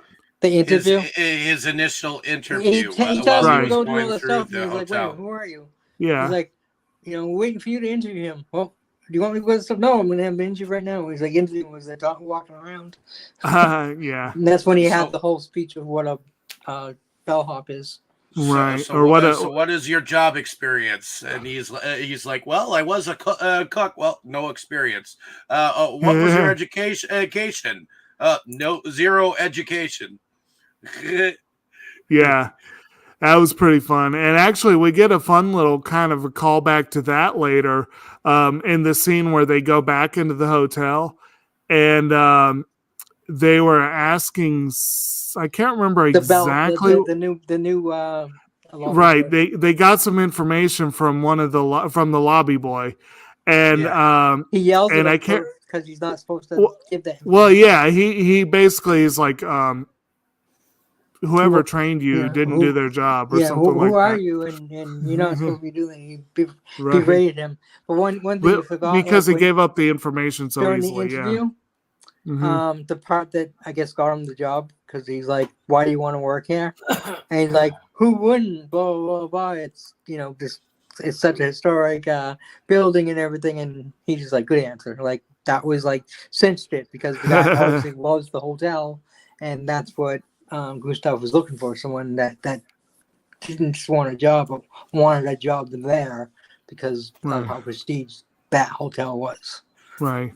So. Now, one thing I did want to mention, that was when we were talking about Agatha's fate. The movie does pull one nasty trick at one point, and I was wondering what y'all's thoughts were. There's one part where They make it look like Agatha's killed, only it's the sister. Yes. Okay. I was so thinking the same thing, man. Okay, let me set the scene here. Okay, so Matthew Amalric, Sergex, has a sister who you see briefly at one scene. And then later on, okay, I don't remember who was reading the paper, but someone's reading the paper and it says local girl's Norton. head found it. Yeah, it was him. Like local girl's head found in a found hamper basket. or something along that. Found a basket. And it was right after we had seen Agatha. Yeah. And I was like, oh God, they didn't. And then and they let it linger for a minute. But then he asks to see the hamper and they open it up and it's the sister's head. And I'm like, but what did y'all think? Talk about like a bait and switch. Yeah, I totally thought the same as you. Like I said, I thought it was Agatha too. You see her, she hears something, she goes up top to see if it's him or it's zero and it's not, and then she goes back, and then it pans away, and then then they get the paper of local girl, and I'm like, no. He killed her. He killed her. Damn it! And that's exactly what I said, like out loud. Yeah. Like, that's exactly what I'm thinking. And then, they show the head, and I'm like, wait, that's not her. That's the sister. And I was like, yay! Even though, sorry. For the I know. sister, I even said that to David. I said, oh my God, he killed her. Yeah. So, like I said, I thought she was gonna be one of his victims. And then the way they did it, it was even worse. It was just like she survived the assassin. And they just killed her a couple years later. And they just off camera killed. Oh yeah, she died 2 years later, with their young infant child, and of some disease that I didn't catch what it was, Black Plague or something, whatever it was. Something they said that they couldn't even cure it then, but now it would take a week to cure. So it might have even been a war-related thing that just was like, because a lot of those things, injuries and whatever can often be treated that couldn't have, Brandon, were you trying to say something a minute ago? Or? No. Oh, okay. Sorry. So, I mean, we've mostly hit the different bits of the plot there. I think slightly disjointed. I do apologize if it was more so than usual, but well, a lot was happening. What's that? I said a lot was happening, so it's easy to there was a fair bit happening. Forget about it until someone mentions it, and they're like, "Oh yeah." Did anyone have want to have anything else they particularly want to mention about character or plot before we go into production? I think we mentioned all the main characters and all the actors. Pretty much. Pretty good chunk of them. Everyone did a great job. I do want to say one thing. At least that cat was not annoying at all, like unlike the dog in the last movie. That was a pretty cat. Yeah, it was kitty. Poor pretty kitty going out the window. He couldn't fly. He threw it out the window. I guess it spent all 9 lives. like they said in Christmas Vacation. The only thing I gotta say in relation to the Hessian character, the William Dafoe. One moment he can be in a commercial where he turns into Madonna, and the next he's like this vicious assassin. It's just comical, Yeah, he actually played both sides of the coin in the new Spider-Man movie and did a really good job of it too. Oh, he did such a great movie. He is a very, very talented actor. Yeah, right. So, so again, if we're pretty much sewn up then on the characters and plot. One of the big things about Anderson's films is the production. Yeah. They are very distinctive movies. I kind of call it almost the best way I could think to describe it is picture card theater. Like he has all these individual shots that would make absolutely gorgeous picture cards or postcards or whatever, and he has them all strung together to make this really intriguing, quirky, oddball movie. But again, he's very distinctive in the way he uses the camera, very distinctive in his use of color, use of models, use of what have you. And most of the actors who are regulars with him, again, people like Edward Norton, Bill Murray, Tilda Swinton, Frances McDormand, Jason Schwartzman, Jeff Goldblum, Owen and Luke Wilson. These people, they know his style and they know what to do with it. This one had some oddballs thrown into the mix. And again, I really thought Tony Revolori and Ray Fahn both did a brilliant job fitting right into that aesthetic and going with it, running with it. And it's actually interesting. I was reading up on both of the roles here. Apparently, Ray Fiennes is naturally a rather improvisational actor. He likes to test things out.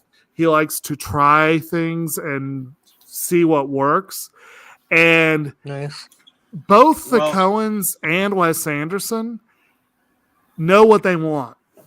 And I've heard it said he has played the Moriarty character in Sherlock Holmes and Voldemort in the Harry Potter series. Yep. Yeah. That's why he made that comment of calling him he must not be named. Well, yeah, but of course, probably one of his most famous roles, and I believe he hasn't won an Oscar yet. He's considered by many overdue, but one that he was nominated for that is considered one of his major roles is the Nazi Commandant Amon Goeth in Schindler's List, which is light years away from his role in this film. You know, it's funny, I've not seen that movie yet. I have it right It's an excellent film. It's just not tough watch. Tough watch, but it's an excellent. I really am in a rush to watch. I know what it's about, and I know I know how the depiction is very close to accurate, and it's really a sad film, so it's not really something I don't really like sad films. Well, it's definitely got some sadness to it. It's got some hope to it too, but it's got some sadness. And it's funny how his brother, I think, is Joseph Fiennes. He at first when they both were acting, because Joseph was in Shakespeare in Love, But it seems like Ralph Fiennes has really outshined his brother. Well, it's partly because his brother seems to have gone off into more religious pictures for the most part. He's done a few of those over the years. And he's still a talented actor. Actually, about the time that I think just after this came out was when Risen came out. And that was a Joseph Fiennes film. But it's... what's up? I mean, when talking about the production value... Go ahead and finish your thought, and I'll get back. Oh, well, that was that thought. But I mean, there is something. I mean, we talk about production value when we say special effects, and whenever we think special effects, all we're thinking about is like the explosions or the gore effects. But in a Wes Anderson film, to me, they do just as much. With most of these films, with the exception of maybe Bottle Rocket, which is probably the least Wes Anderson film, it is a style that is unique and one I have rarely ever seen duplicated by any other director, and that's why it's so easy to identify. And this is what I feel is so special about this director is that production design and angle. The speech, as you said, the models, Mhm. even the speeding up, like the scene with the skiing chase. Mhm. At the speed that they shot it at, that's something that you would rarely see in modern day film, unless it was one of these films. So Right. it is just that particular thing. To me, it's an amazing thing when you have a signature made up of the production True. that is so unique. Right. And again, it does help when you have when you have collaborators that you keep working with. Some people really, and that's one thing I tried to hit this month too, was we had a couple of people, Robert Altman and Ang Lee are always always trying to find new stuff. They're always working with new people. They have a few longtime collaborators, but mostly they are always testing new waters, if you will. Whereas Anderson in particular, but also to a degree, the Coens and Spike Lee and Memorial Host. Well, I'm talking about the people we've covered this month. Have had a tendency to kind of. Well, they've had a tendency to kind of mix things up a little bit, but they come back to the same people a lot, and it does. It's interesting to see those different approaches and how you can still have, like, the Coens have their distinct stamp, even though they've worked with far broader range of people than Anderson. And even Ang Lee has his distinct stamp, even though he has worked with a very broad range of people. But then you have people like Wes Anderson and, like Woody Allen will be another example, who frequently come back to the same well. And they have a very distinct style, very, very distinct style. Sandler, I would put, I don't know that he hasn't really. Has he directed anything? I don't know that he's directed a couple things. He's produced. He produced most of them, but I think he's directed a few. So I mean, I just bring him up because he uses basically they're all friends, and they're all they all work great together. I mean, I'm so glad that Kevin James got brought into it too. Because actually, it's interesting that one of his frequent collaborators is a frequent Coen Brothers collaborator. Steve Buscemi spends a lot of time in both camps. If I was to put any director on around the same style as the Coens. Coen, as Wes Anderson, I would say Christopher Guest. Yes. He's a good choice. He's distinctly different, but in terms of working with the same troupe of individuals, or individual style. That just makes it's not the same. That too. It is a signature style. Yeah. We need to have something like Christopher. Well. He's still got Whimsy month. Whimsy, yes, whimsy. I'm still going to say, and humor is a subjective thing, even for an individual. But I have long said the funniest American film is Guest's Best in Show. I think that film is flipping hilarious. So I hope we get to cover it one day. I think the funniest film is Colchester. I haven't seen that. It's Disaster Movie. Oh dear God, no! What's a disaster movie? It was a disaster. It was tried to pretend it was a movie. It was a descendant of scary movie sequels that just wasn't. I mean, if you really want to go back there, it was descendant of Airplane. If you really want to say it's a bastard. No. I don't even want to put Airplane. Even in the vicinity of disaster. Scary Airplane movie is hilarious. Scary Movie is already the redheaded stepchild of Airplane, and Disaster Movie is like the. Does that? No, it's a few steps removed. Freebird and Seltzer. What's up? I think I've seen it. Ah. I'm not sure. There are very few movies that I was thinking about watching or planning on watching where I walked out of the room. That was one of them. Which is the one with that they have like a they have like Superman. He gets shot in the eye and he's like, "Ow!" Oh, that's epic movie. Oh, Epic Movie. Okay. That's what I was thinking. I Same did people, make my though. way through that one. Dave, you were saying something? Superhero was another one of those that that followed in the footsteps of a disaster movie, and it was just Yeah, but it was good. another horrendous movie. No, it was good. No, I like spoofs. Well, my favorite spoof has spoofs are fine if they're funny, but if they're So, just, you may just actually like flappingly unfunny. You may like disaster Spaceballs movie. is my then. favorite spoof. Anywho. So, well, like you said, funny is subjective. right.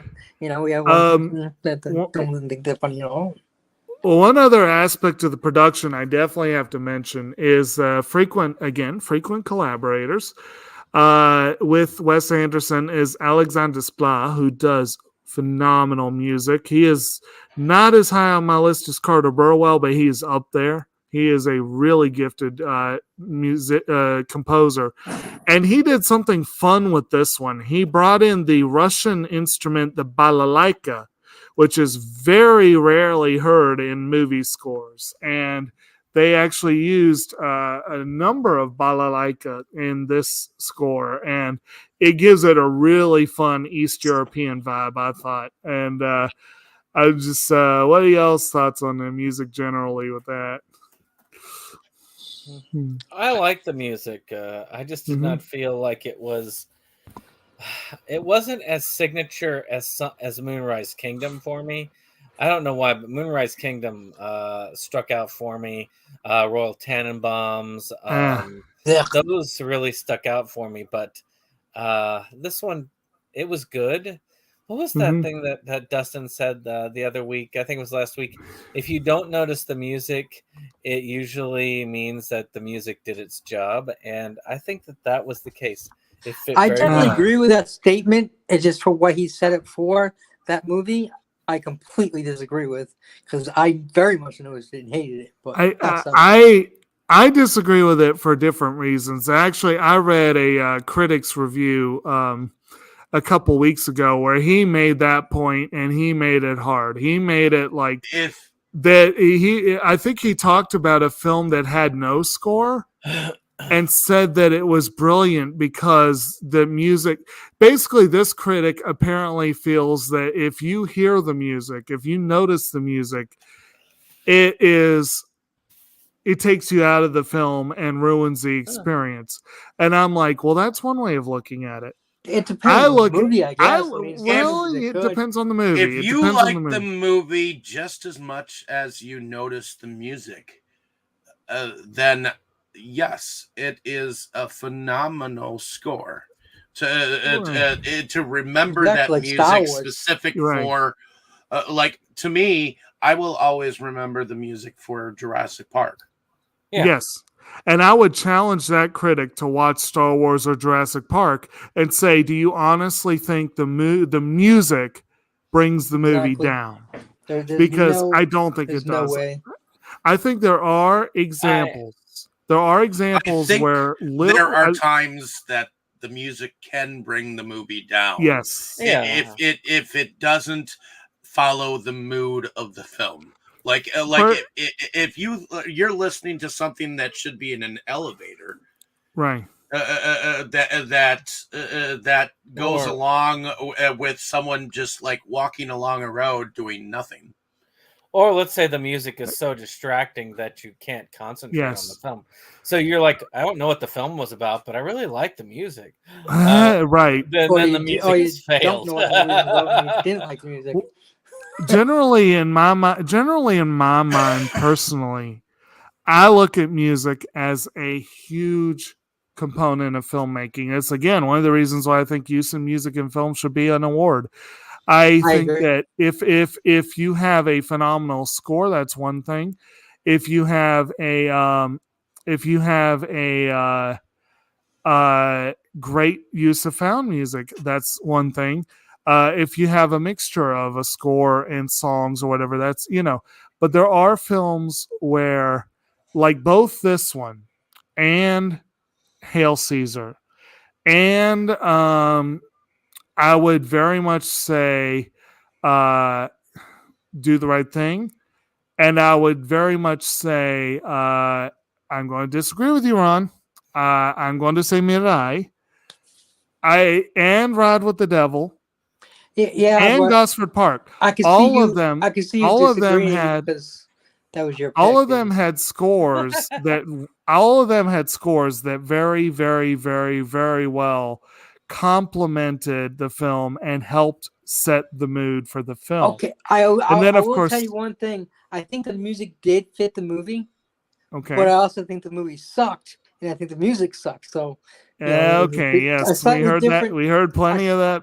A slightly different take on it. Well, you brought it up, so right. Well, no, I'm just meant. I'm again. So I do agree that the music did fit the movie, but I did hate both. So, so the point being that, and then a couple of those films, particularly Do the Right Thing, of course, had use of song in the film to really help.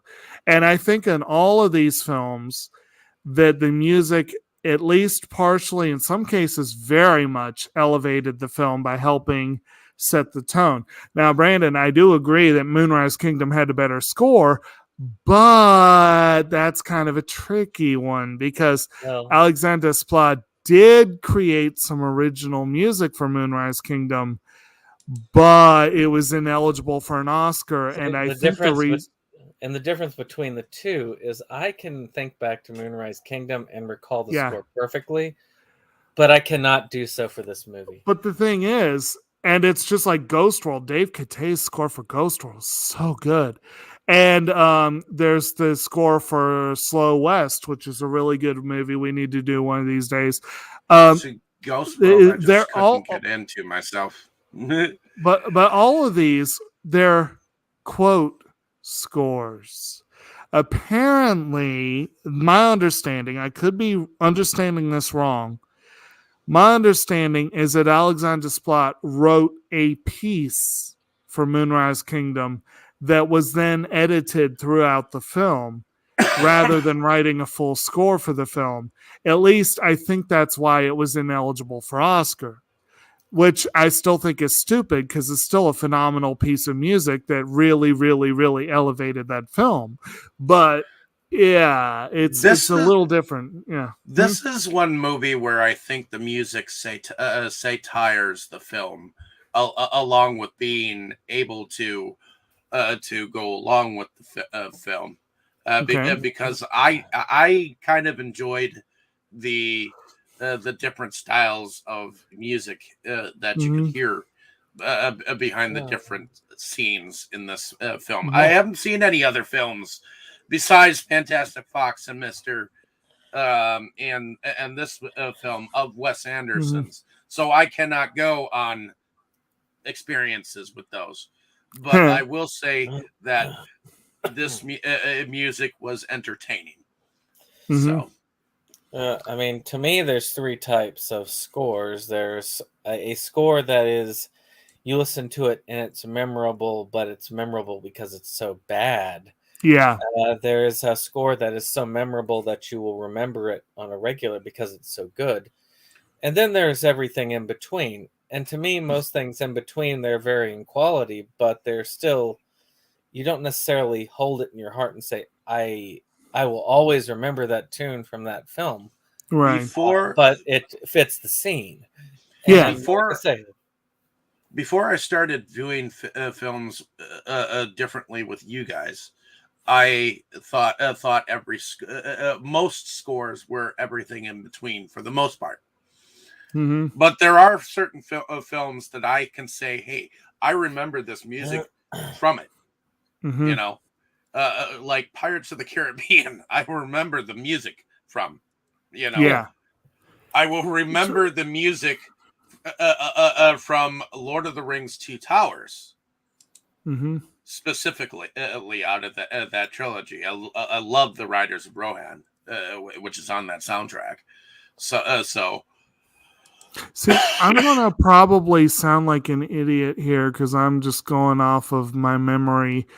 But I'm trying to remember. Those are both Hans Zimmer scores, right?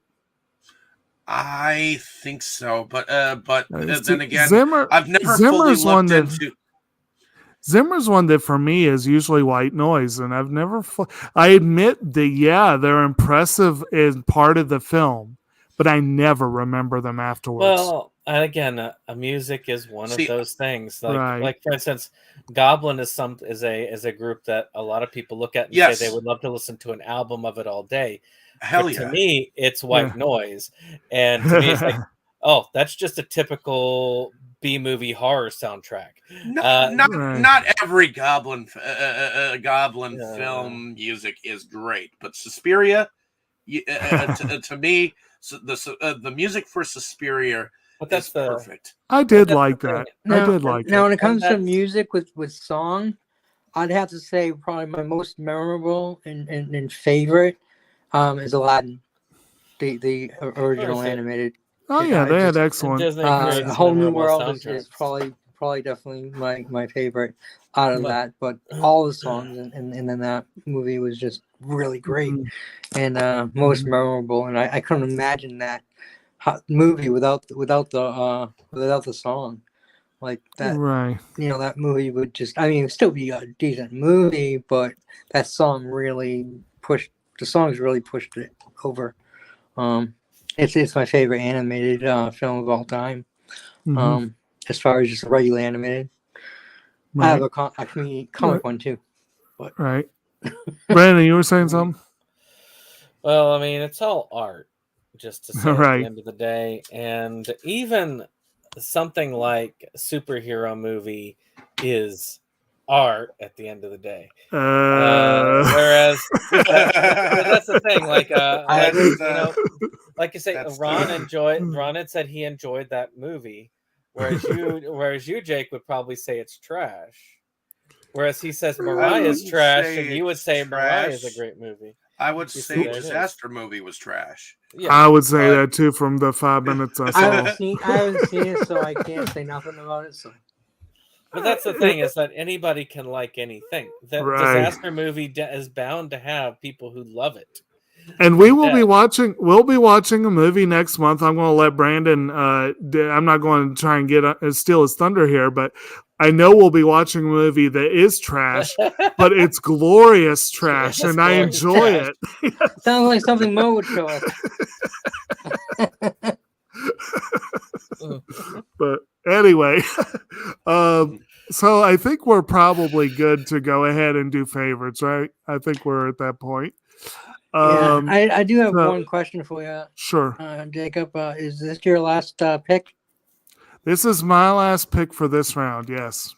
So I hope y'all felt like we went off on a pretty high note. It seems like we ended on a high note, yes. I'm glad last week was not the end. That's good, yes. I was a little worried about these movies, but...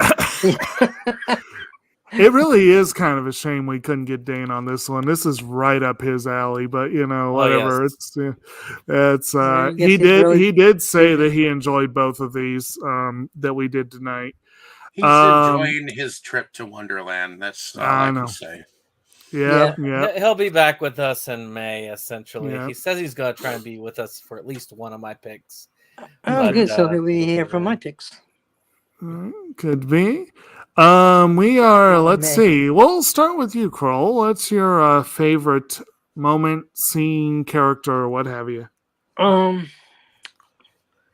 Character, it's I guess, it's hard to say. Yeah, if you don't really have a favorite for that. Well, I like so many of them, Willem Dafoe is a great villain, but I wouldn't say he's my favorite character because he's a villain. But he's still I loved him as a villain. He was a great villain. I really like Jeff Goldblum's character, even though he wasn't in it for too long. But he had a great sense of style. Yeah, and Gustav is just he was funny, but he was, I don't know how to describe it, because like Jim Carrey, is just funny. Like he isn't that kind of funny at all, but he's definitely funny, but it's a lot more Right. subtle. That's I guess that's the best way to say it. Yes. He's a lot more subtle in how funny he was. He's a concierge, so he does whatever the guests want, including sleeping with them. Obviously just women, but it's just it's really Right. he's a great character, and then Zero is a very interesting and fun character and likable. So it's hard to say my favorite, but probably amongst them, I'd say. And as far as scenes go, I don't know. I really like the snow chase, and like I said, them saying exactly what I was thinking. Right after I was thinking it. That what are you gonna do when you catch him? Right. I really like that scene. I really like how it's like they knew I was thinking that. Like they made me think it, so then they answered it, or said the same thing. Which I fully believe that some directors can do that, make you think something, and and then go on to that, so you enjoy it more because it's personal. It's personalized. Obviously not just me. I'm sure there's other people. Same thing happened, but yeah, it makes the movie a little more personable. I loved how the cakes looked. That was so delicious and so good. And I mentioned how the police, wouldn't even cut it up because it looked so great. Right. That scene was fun too, with them getting out, and so I don't know. It's hard to say like one particular scene. Lots of scenes were just really good and really funny. I mean, pretty much any scene with Young Zero and Gustav are just really phenomenal, which are most of the scenes. So, yeah, that's it. And was there something else you asked about? No, that pretty well covers it. Favorite character? Well, just favorites generally, yeah. So I think pretty well covered. And I will mention the hotel itself for a favorite scene as scenery. Favorite scenery.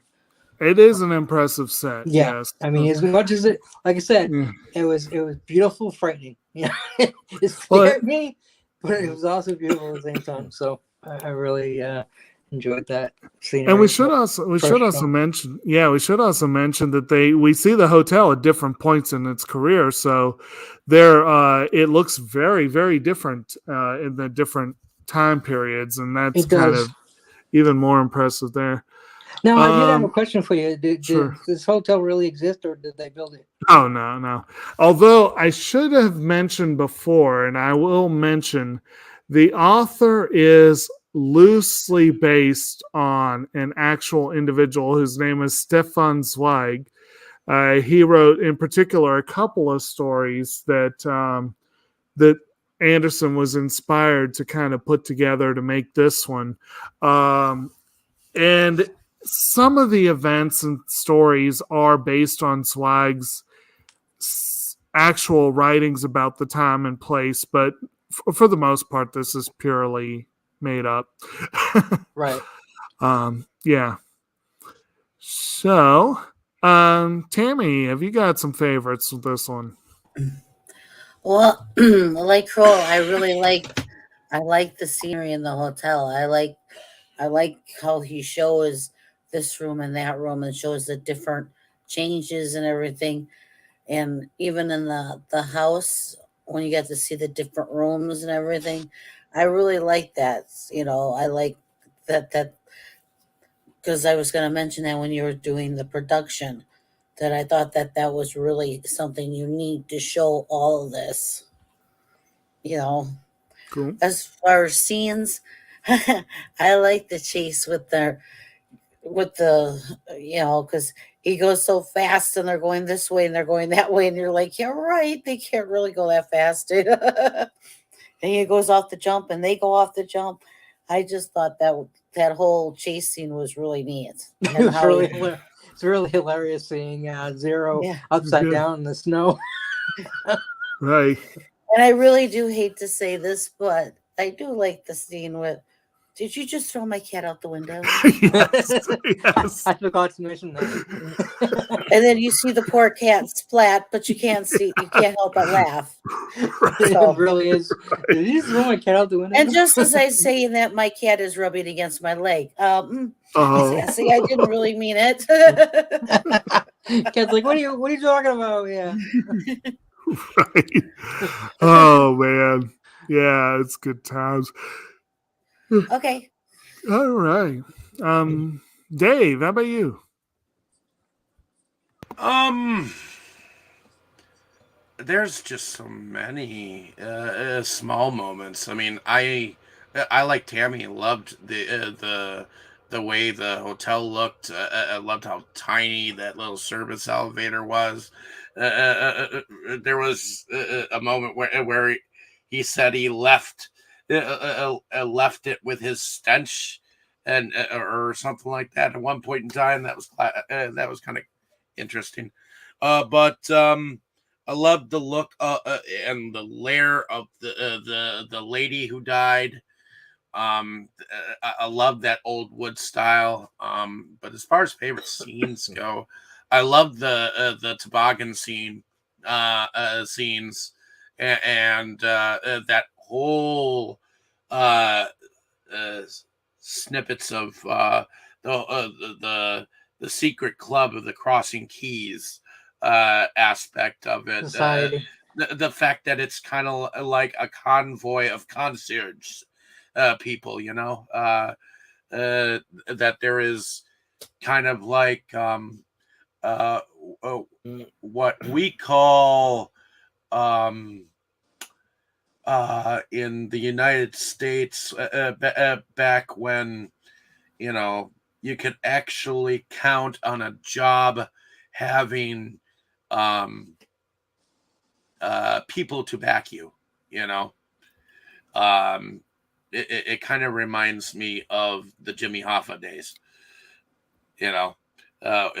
where you would have the unions. That's what I was looking for. Unions. It was Right. kind of like a union company of concierges. So to me, I liked that whole espionage spy type thing that was going on with it. Mm-hmm. Like he was like 007 in his Budapest hotel. But in any case, no, sorry, I just had a thought of Bond retiring to have a hotel where he's making love to all the old patrons. and they have to be blondes. and they have to have all these funny Oh, sexy and things. actually, one of the cast that we didn't mention, there's a character named Clotilde, who's played by Lea Seydoux, who has been Daniel Craig's love interest in the last couple Bond films. So it could happen. That's what Daniel Craig's gonna do next.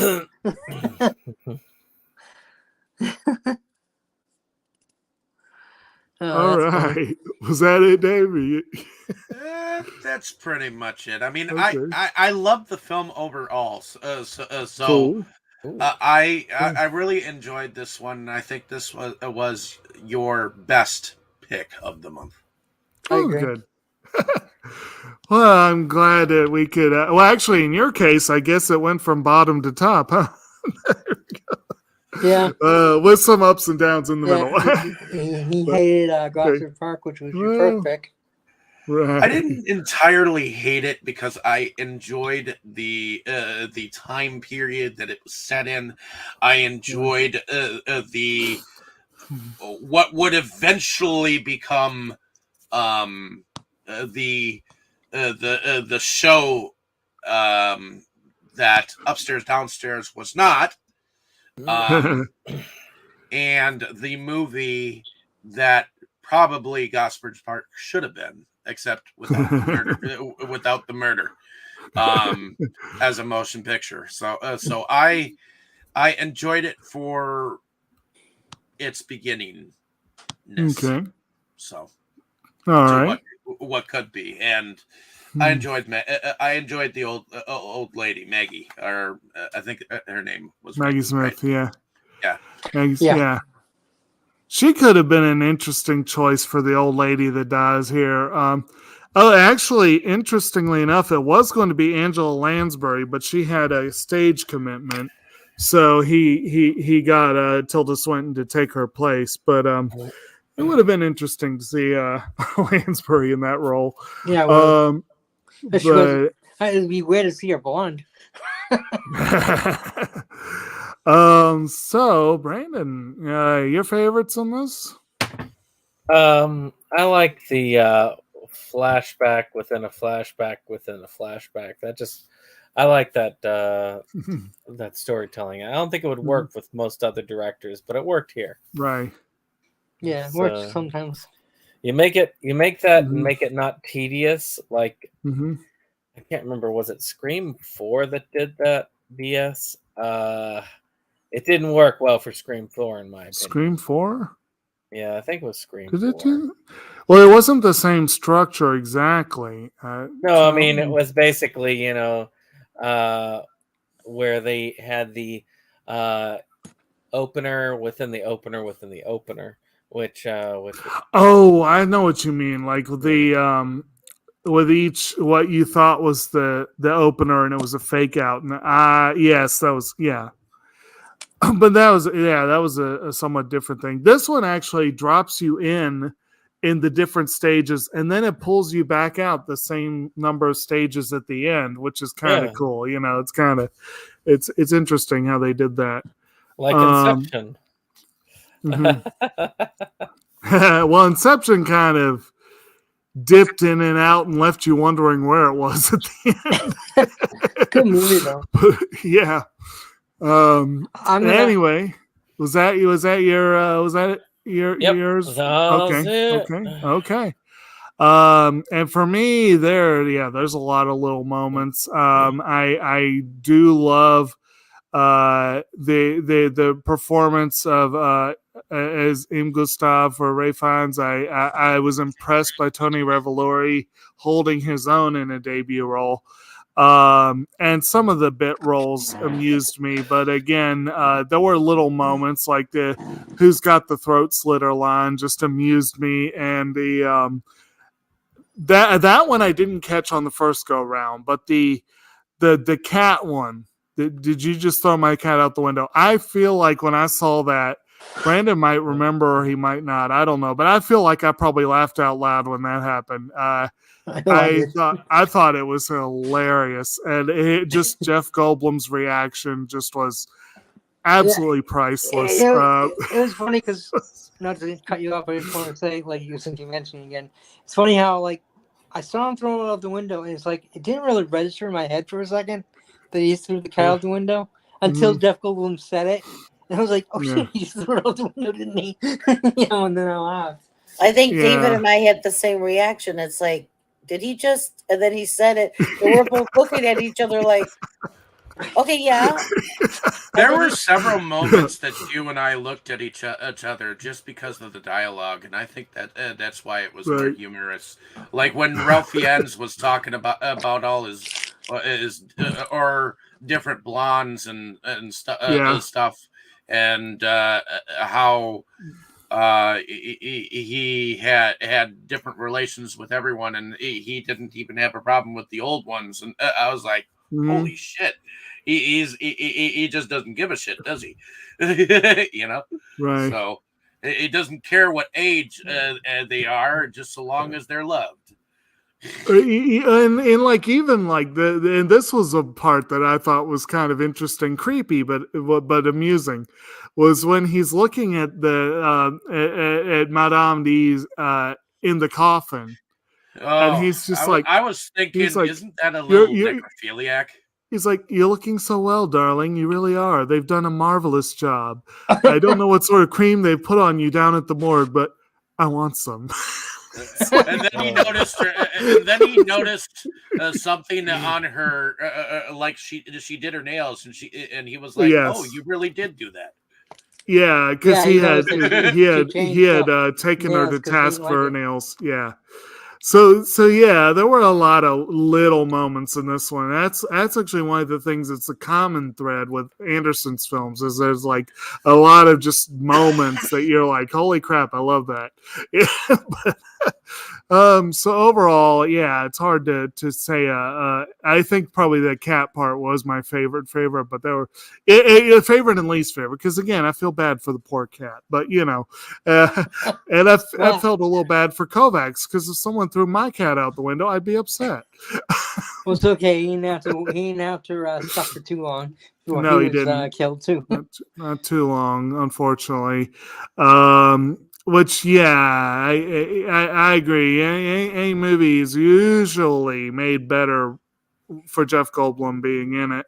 Not always. Hotel Artemis was a huge disappointment, even though he was entertaining in the film. But You can't say and no. he can't save them all. No.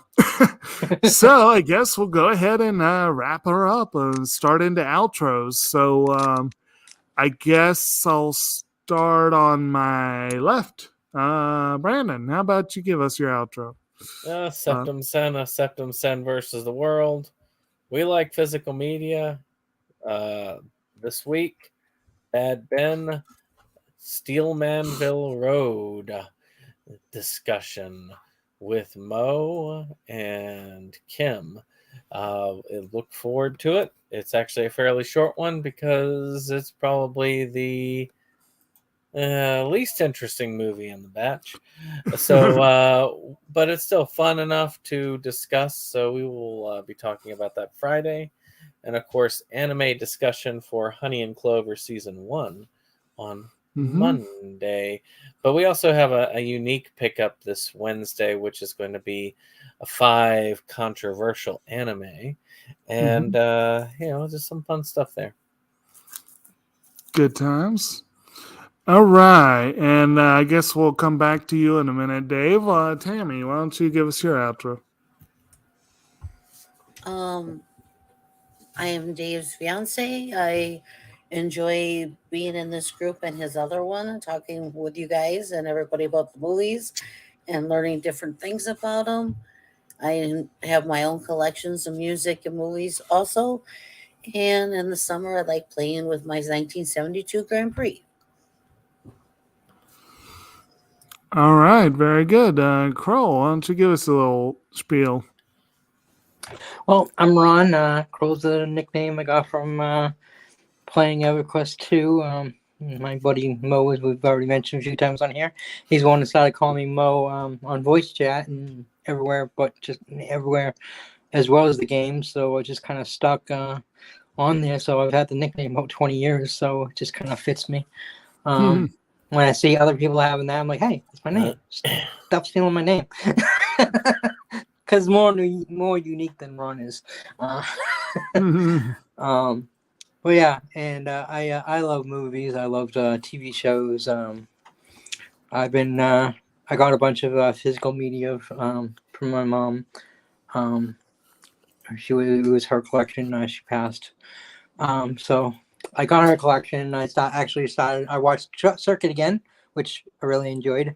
Funny Very movie. good. I hadn't seen it in a long time. Now I want to watch the second one too, just to complete it. Yeah, I love coming on the show, talking about movies, and introducing myself to new movies. I don't always like them, but I always stick through them and pay attention to it, and will tell you why I like it or don't like it. So, and then I also come on Dave's show too, and the same thing with that. Most of those movies I like, except for one last time we did. Wasn't a big fan, but yeah, it's fun to do. I enjoy it, and hopefully soon we'll be doing the same again with Comic Book Club, doing the same thing except with comics instead of movies. Good deal. Good deal. Yep. I admit it's also been on forever since I've seen Short Circuit. I enjoyed that when I was much younger. I saw it when it came out. No see shit. So I'm going to do a quick outro here and then hand it to Dave, and then we'll see what's going on here.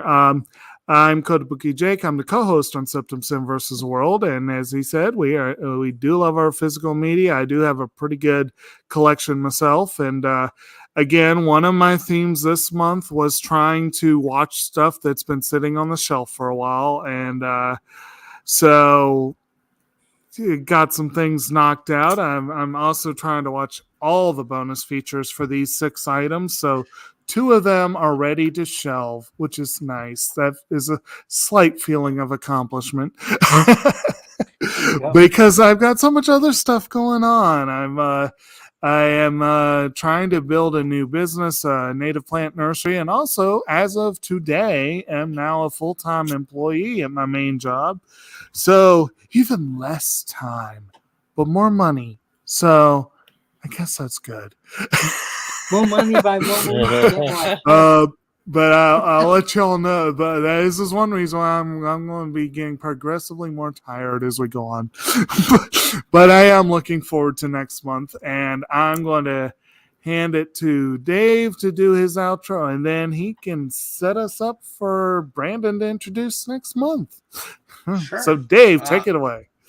Sure. My name is David Strege. I'm one of the founding fathers of Inside Movies Galore. So thank you for coming along with us on this film journey with us. It's been entertaining, if at least not a hair-braining, but we definitely have fun talking about many different aspects of film and filmmaking. So come along with us and continue our journey as we continue to talk about many different films. But I also moonlight under a different channel called Delusions of Grandeur, where I also podcast with a group of good friends here.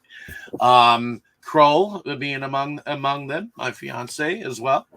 And we have a lot of fun on that channel. But I also do my own video analysis or reviews on the channel. So check some of those out. And I also do pick up videos on the channels. So anything that I pick up new, I end up going on and showing the world exactly what I picked up, which is kind of fun.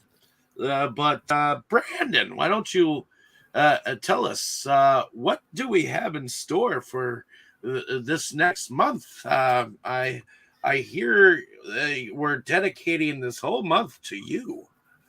Yes, this is going to be very interesting. It feels good to be back in the next movie chair.